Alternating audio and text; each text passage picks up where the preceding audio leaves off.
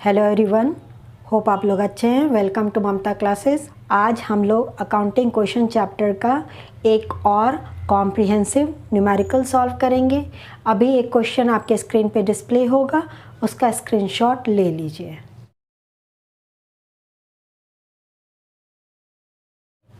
Question says show the accounting questions on the basis of following transactions and also show the balance sheet. आपको यहाँ पे accounting equation show करना है, साथ में आपको यहाँ पे बैलेंस शीट भी बनाना है। तो एक एक ट्रांजैक्शन हम लोग पढ़ते जाएंगे और उसको इक्वेशन में लिखते जाएंगे। हमने फॉर्मेट ड्रॉ कर दिया है। तो सबसे पहला ट्रांजैक्शन बोल रहा है started business with cash ₹60,000 and goods ₹30,000। Business शुरू किया गया है कैश से और गुड्स से। तो दोनों आइटम हम एसेट्स में लिख देंगे और दोनों का टोटल हमारा कैपिटल हो जाएगा। स्टार्टेड बिजनेस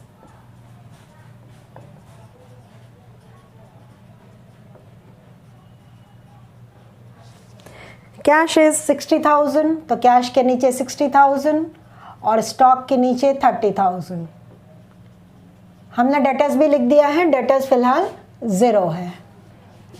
लायबिलिटीज़ में क्रेडिटर्स भी 0 है और कैश प्लस स्टॉक दोनों का टोटल हमारा कैपिटल आ गया ₹90,000।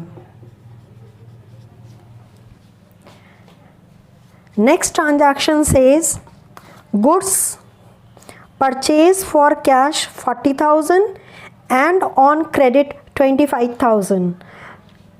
यहाँ पे हमने गुड्स कैश पेमेंट करके भी ख़रीदा है और उधार भी ख़रीदा है। तो cash purchase plus credit purchase दोनों को टोटल कर देंगे तो हमारा स्टॉक में आ जाएगा और जितना कैश परचेज है वो कैश से लेस हो जाएगा और जो क्रेडिट परचेज है वो हमारे लिए लायबिलिटी हो जाएगा और वो लायबिलिटी हमारा क्रेडिटर्स होगा। क्लियर? परचेज गुड्स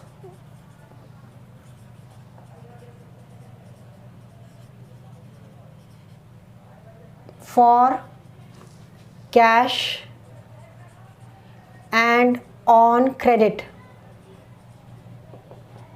तो जितना कैश में परचेज किया है कैश से लेस कर देंगे। कैश परचेज इज 40,000 तो माइनस 40,000। स्टॉक में cash purchase plus credit purchase दोनों को ऐड करके लिखेंगे तो 40 plus 25 65। Debtors still remains nil। जो क्रेडिट परचेज है वो मेरे लिए क्रेडिटर्स हो जाएगा तो क्रेडिटर्स में 25,000। Capital unaffected. अब इक्वेशन हम कैलकुलेट कर लेंगे।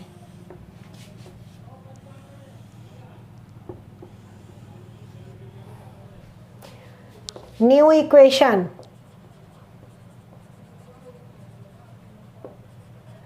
$60,000 minus $40,000, cash $20,000, stock $30,000 plus $65,000, $95,000।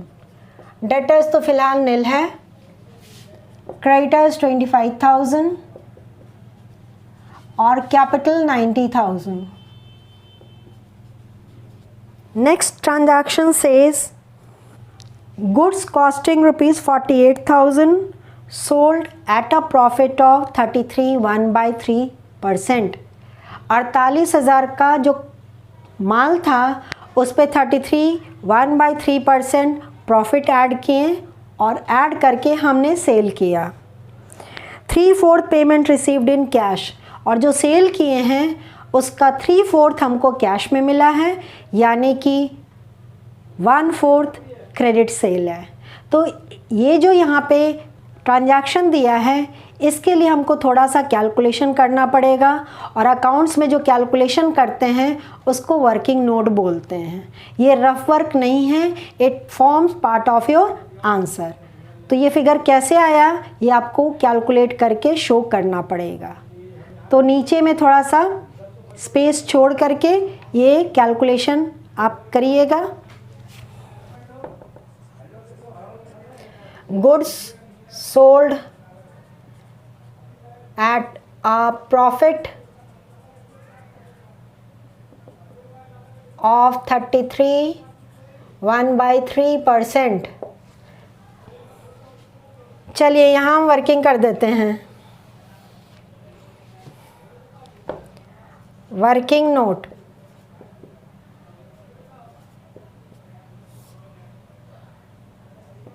Cost 48,000, add करिए प्रॉफिट। अब देखिए 33 1/3% को अगर फ्रैक्शन में लाएंगे तो कितना होगा। यहाँ हम आपको समझा रहे हैं, हमारा प्रॉफिट परसेंटेज 33 1/3% है। अगर इसको हम फ्रैक्शन में लाएंगे तो 33 × 3 99 + 1 = 100/3, और क्योंकि ये परसेंटेज है तो यहाँ पे 100 होगा। 10% अगर लिखते तो कैसे लिखते हैं, 10/100, तो इसलिए 100। लेकिन यहाँ पे ऐसे जो आता है उसके लिए 1/100 भी हम लिख सकते हैं। तो यहाँ 100 और 100 गेट्स कैंसल्ड, बचा कितना, 1/3। तो 33 1/3% is always equal to 1/3। This is universally proved.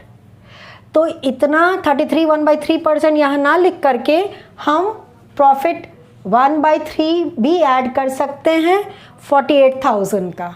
ये सिंपलर हो गया हमारा कैलकुलेशन। तो प्रॉफिट हमारा 48,000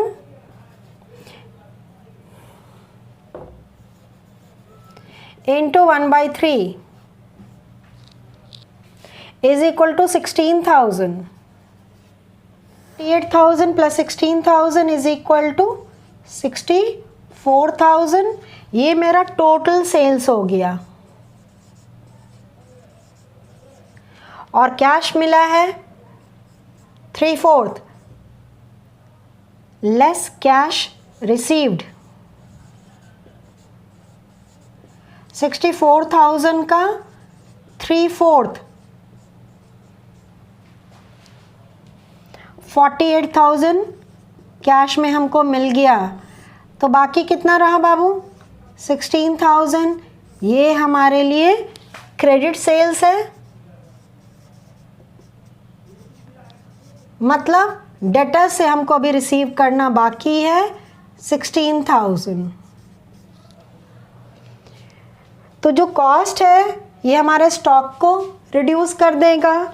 16,000 प्रॉफिट, देखिए यहाँ हम आपको समझा दे रहे हैं, ये स्टॉक से लेस हो जाएगा। 16,000 जो प्रॉफिट है कैपिटल में ऐड हो जाएगा।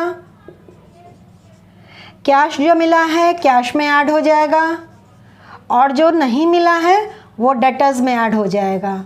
यहाँ हमने आपको तोड़ के समझा दिया है, और इसी ब्रेकअप को हम यहाँ पे इक्वेशन में पुट कर देंगे। ठीक है, तो कैश में ऐड हो रहा है 48,000, स्टॉक से लेस हो जा रहा है 48,000, जो क्रेडिट सेल है वो डेटर्स में ऐड हो गया 16,000, और जो प्रॉफिट पोर्शन है वो मेरे कैपिटल में ऐड हो गया 16,000। तो यहीं से आपको पता चल जा रहा है 48,000 माइनस 48,000 गेट कैंसल्ड। 16,000 से मेरे एसेट्स बढ़ गया और 16,000 से मेरा कैपिटल भी बढ़ गया। तो इक्वेशन मेरा बैलेंस्ड।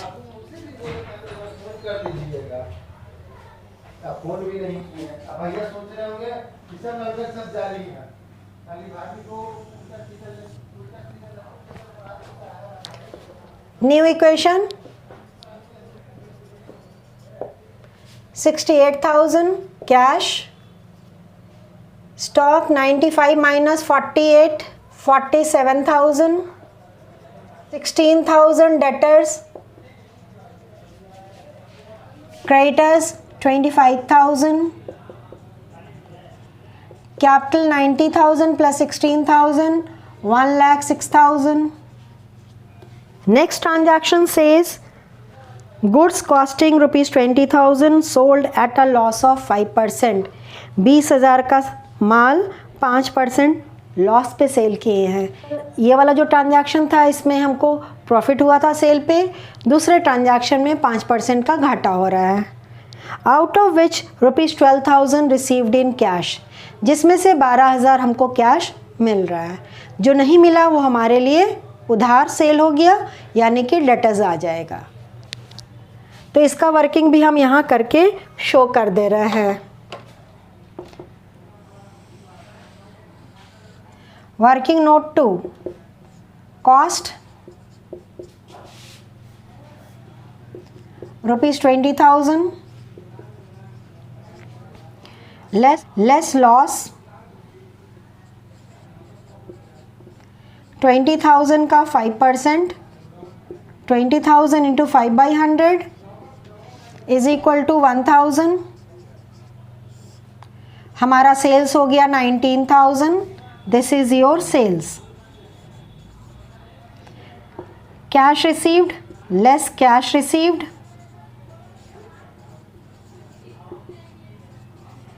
$12,000। तो बचा कितना? 7,000 हमारे लिए क्या हो जाएगा? डेटर्स। जो नहीं मिला है वो क्रेडिट सेल है, यानी कि हमारा डेटर्स 7,000 आ गया यहाँ पे। क्लियर है ना? तो चलिए यहाँ लिखते हैं goods sold at a loss of 5%। तो कैश हमको कितना मिला बाबू? 12,000। तो कैश में ऐड कर दिए 12,000। स्टॉक माइनस हो जाएगा 20,000। हमेशा कॉस्ट प्राइस ही लेस करते हैं स्टॉक से, चाहे प्रॉफिट पे सेल कीजिए चाहे लॉस में सेल कीजिए। Always the cost price will be deducted from stock.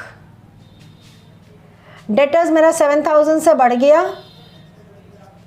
Creditors में कोई चेंज नहीं। लॉस हमारे कैपिटल को कम कर देगा 1,000 से। अब हम लोग न्यू इक्वेशन कैलकुलेट कर लेंगे।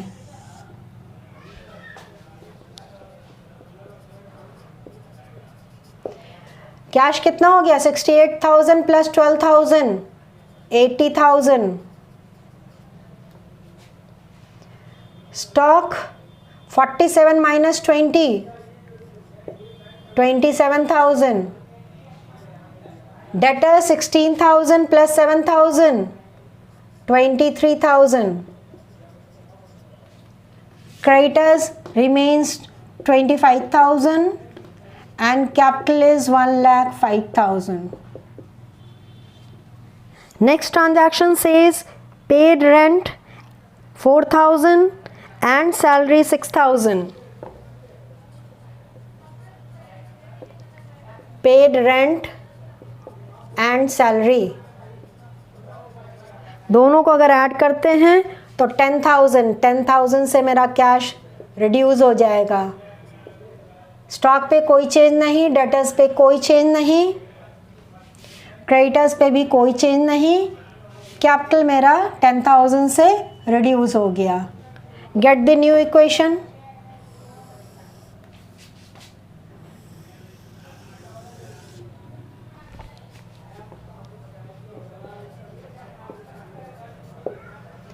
Cash will be 70,000, stock 27,000, 23,000 will be your debtors, creditors 25,000 and capital is 95,000. Transaction number 6, received cash from debtors.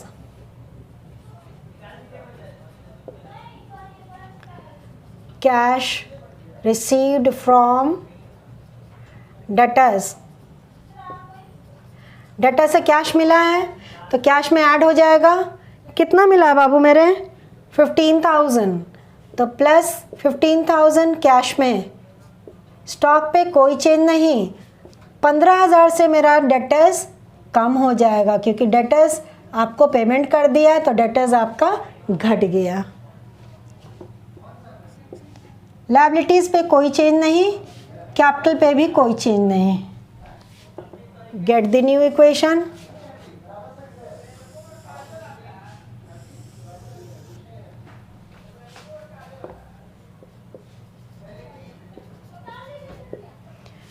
Cash is 85,000, stock 27,000, debtors will be 23,000 minus 15,000, 8,000. Creditors remains 25,000 and capital remains 95,000. Last transaction, paid telephone bill, telephone bill payment किए हैं तो obvious payment आपने किया तो cash मेरा घट जाएगा with ₹800। Stock पे कोई चेंज नहीं, डेटर्स पे कोई चेंज नहीं, क्रेडिटर्स पे कोई चेंज नहीं, कैपिटल मेरा रिड्यूस हो गया by ₹800। Now we will get the final equation.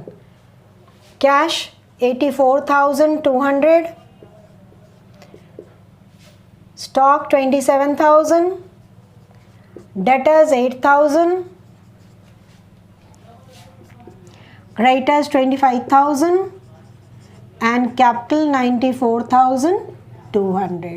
This is the final answer. अब ये जो फाइनल आंसर आ गया है उसके बेसिस पे ही हम बैलेंस शीट बनाएंगे। तो आज हम लोग बैलेंस शीट बनाना भी सीख लेंगे। Balance sheet,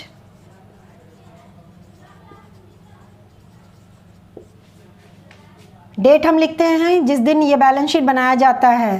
as eight, date दिया हुआ नहीं है इसलिए हमने डॉट डॉट डॉट करके छोड़ दिया। ये हमारा बैलेंस शीट का फॉर्मेट हो गया।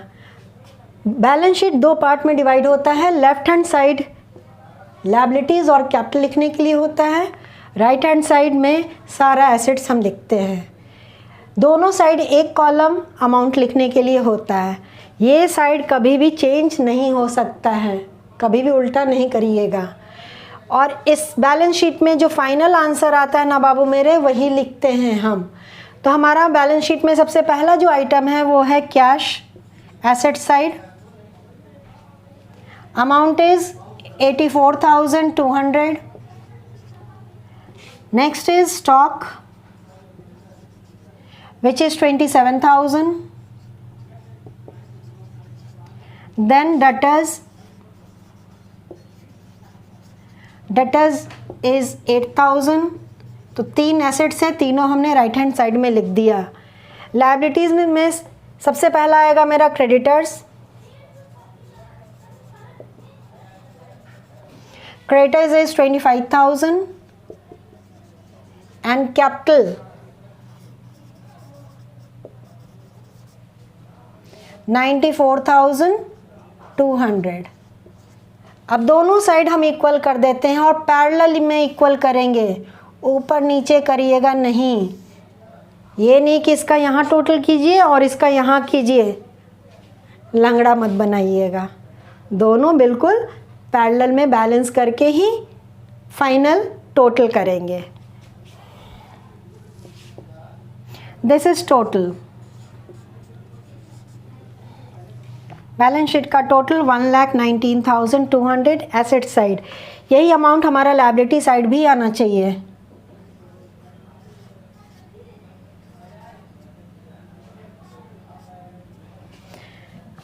Liabilities plus capital is also equal to 1,19,000। Balance sheet कहाँ, टोटल हमेशा दोनों साइड इक्वल होना चाहिए। अगर हो गया इक्वल तो समझिए आपका आंसर सही है। तो ये तरीका है अकाउंटिंग इक्वेशन के बेसिस पे बैलेंस शीट बनाने का। होप आपको ये क्वेश्चन अच्छे से समझ में आ गया होगा। अब नेक्स्ट टॉपिक हम लोग नेक्स्ट क्लास में सीखेंगे। तो मिलते हैं नेक्स्ट क्लास में, तब तक अपना ख्याल रखिए, खुश रहिए, बाय।